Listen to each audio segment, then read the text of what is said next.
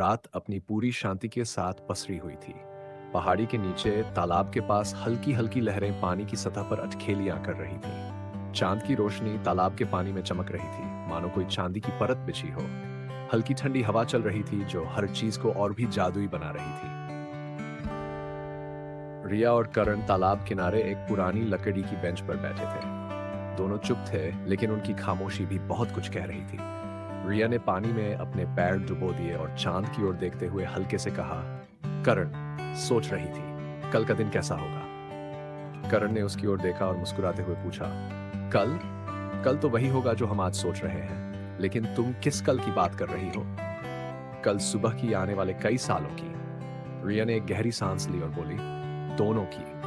बस यही सोच रही थी कि क्या हम हमेशा ऐसे ही रहेंगे जैसे आज है। करण ने उसकी उंगलियां अपने हाथ में ली और प्यार से उनकी गर्मी महसूस करते हुए बोला, रिया, फ्यूचर का तो किसी को नहीं पता, लेकिन अगर हम दोनों साथ हैं तो हर कल खूबसूरत ही होगा। रिया हल्का सा मुस्कुराई, लेकिन उसकी आंखों में कुछ सवाल अब भी थे। उसने करण की ओर देखा और धीरे से कहा, कभी कभी डर लगता है कि शायद कुछ बदल जाए, शायद हम वैसा कल न जी पाए जैसा आज सोच रहे हैं। करण ने उसे अपने करीब खींच लिया।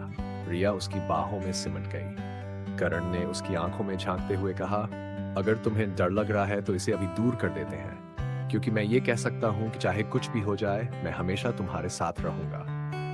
रिया ने उसकी ओर देखा, फिर हल्की मुस्कान के साथ बोली, सिर्फ शब्दों से नहीं करण, कुछ महसूस भी करवाओ।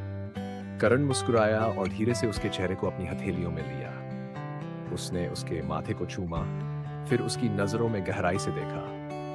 रिया की सांसें हल्की तेज हो गई। करण ने उसके बालों को पीछे किया और कानों के पास फुसफुसाया, मैं तुम्हें हर दिन हर पल यही महसूस करवाऊंगा कि हम हमेशा साथ रहेंगे। रिया हल्की मुस्कान के साथ उसकी बाहों में सिमट गई। उसने अपनी उंगलियों से करण की हथेलियों को छुआ और धीरे से बोली, अगर तुम साथ हो तो मुझे किसी कल की चिंता नहीं।